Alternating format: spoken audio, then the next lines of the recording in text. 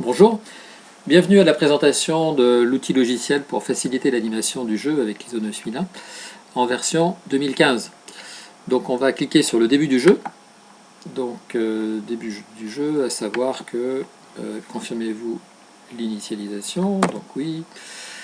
Et donc sur cette injonction, les différentes équipes s'alignent, tous les compteurs se mettent à zéro. Et on va pouvoir donc démarrer le jeu. Donc on va prendre comme hypothèse que nous avons trois équipes de 2 personnes. Là, vous décidez qui commence, donc chacun lance un dé. L'équipe qui a le score le plus haut démarre et ensuite ça se passe dans le sens des aiguilles d'une montre. Donc on va prendre comme hypothèse que l'équipe 1 joue en premier. Donc on va sélectionner l'équipe 1, vous voyez joueur 1 s'affiche ici, et donc lancer de dés, et l'équipe 1 arrive sur la case planning, la dernière ici, et tombe sur l'exigence 6.3 conduite du changement. La question posée, elle est aux équipes. Pour identifier les changements, on doit examiner 1. Les besoins et opportunités pour la satisfaction client. 2. Les besoins et opportunités pour l'atteinte des objectifs. 3. Le maintien et l'amélioration des performances. 4. Les résultats des audits de qualité interne. Quel est l'intrus? Donc parmi ces options, il y a effectivement un intrus. Elle n'est pas facile, celle-là. Conduite du changement, c'est pas facile. C'est une nouveauté de la norme ISO 9001 version 2015 et c'est pas facile. Donc là, les différentes équipes, les trois équipes réfléchissent et vous leur laissez 15-20 secondes. Et parvenu à ce terme-là, l'équipe 1 se prononce, elle va parler en premier, étant donné que c'est elle qui est tombée sur la case. Alors l'équipe 1 donne sa réponse, les autres équipes également. On fait apparaître la réponse, c'est la 4. Pourquoi la 4? Parce qu'effectivement, les résultats des audits de qualité interne, dans les changements qui sont à identifier au sens d'ISO 9001, ne seront pas de même niveau. C'est avant tout satisfaction client, atteindre des objectifs, les performances, mais les audits de qualité interne viennent en retrait par rapport à ces niveaux de source d'identification de changement. Donc l'équipe gagnante, on va prendre comme hypothèse que l'équipe 1, au cours de l'animation, a donné effectivement la bonne réponse. Donc on le voit, l'équipe 1 gagne, son contour s'incrémente sur le planning, les résultats augmentent sur l'axe opération, tout va bien pour l'équipe 1. L'équipe numéro 2 va lancer les dés, et les dés tombent sur une carte quiz. Ah, carte quiz, donc à l'assertion suivante, il s'agit de trouver l'exigence à laquelle elle est associée. La direction a défini et communiqué 3 axes stratégiques: l'innovation, la qualité du service et la fiabilité des opérations. À quelle exigence cette bonne pratique est-elle associée?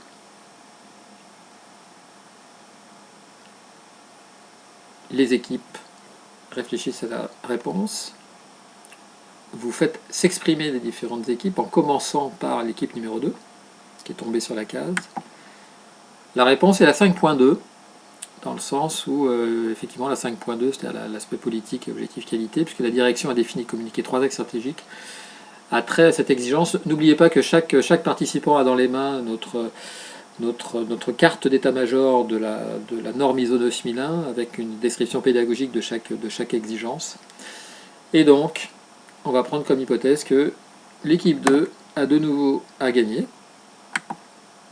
Et donc, l'équipe 2 a bien récupérer un point de ressource, puisque les cartes quiz, pour rappel, permettent de gratifier chaque équipe qui a donné la bonne réponse d'un point de ressource supplémentaire, puisque les points de ressources sont utilisés lors de l'acquisition de chaque exigence. Ça va être le tour de l'équipe numéro 3. Donc l'équipe numéro 3, on la sélectionne, on lance les dés,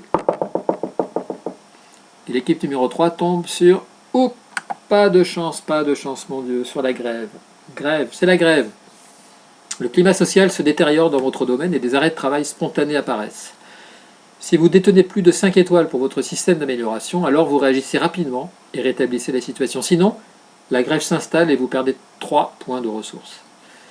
Alors l'équipe 3, l'équipe 3 est mal partie puisque c'est le début du jeu. Quand on tombe sur une carte événement en début de jeu, c'est toujours un peu dramatique. Donc avez-vous le nombre d'étoiles requis? Ah bah non, certes non.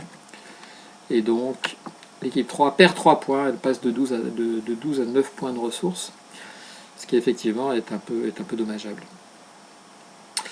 Donc vous continuez le jeu pendant environ 1h30 jusqu'à ce que en fait, l'équipe gagnante ait des résultats équilibrés à hauteur de 5 étoiles sur chaque axe client opération personnelle. Et dès effectivement qu'une équipe atteint 5 étoiles, à la fois sur l'axe client, à la fois sur l'axe opération, à la fois sur l'axe personnel, grâce aux exigences dont elle a fait l'acquisition, alors le jeu s'arrête. Et étant donné que vous avez environ 150 cartes qui permettent de faire beaucoup de pédagogie autour de chaque exigence et autour de l'ISO 9000 en général, étant donné que les intitulés des questions tournent soit autour du contenu de chaque exigence, avec plutôt des contenus d'ailleurs fonctionnels, c'est-à-dire de quoi s'agit-il dans cette exigence, soit ce sont des questions sur l'évaluation d'efficacité, comment peut-on évaluer l'efficacité de ce qui se passe dans telle et telle exigence, avec des exemples et il faut choisir, ou alors une dernière série de questions sur quelles sont les bonnes pratiques pour alimenter cette exigence, avec là aussi des choix à réaliser sur les options qui sont proposées dans chacune des cartes. Donc beaucoup de pédagogie sur à la fois les différentes exigences de l'ISO 9001 lors des acquisitions d'exigences, et également beaucoup de pédagogie sur globalement qu'est-ce qui se passe au niveau de l'ISO 9001 grâce aux cartes quiz, puisque les cartes quiz, la pédagogie est inverse, on ne rentre pas dans la norme avec l'exigence, mais on rentre dans la norme avec un exemple de pratique qui est identifié. Là, je vais vous faire apparaître une autre pour nourrir l'exemple. Voilà, le comité des opérations se réunit chaque lundi matin et examine l'ensemble des résultats de la semaine. Donc, quelle est l'exigence? Là, il s'agit de la 9.1. Et notre équipe, on va prendre comme exemple qu'elle a gagné. Voilà, une autre carte. Nous sommes désormais capables de mesurer le taux de respect des livraisons prévues. De quelle exigence s'agit-il? La 9.1, merci, nous avons de nouveau gagné. Voilà.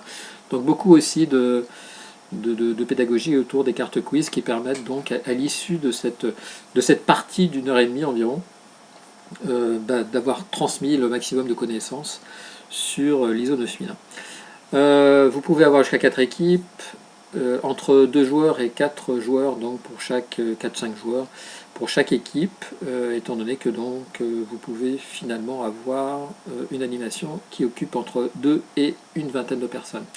Voilà, je vous souhaite d'excellentes animations et n'hésitez pas à nous retrouver sur les sites que vous avez dans le bandeau actuel de cette vidéo. A bientôt, merci à vous.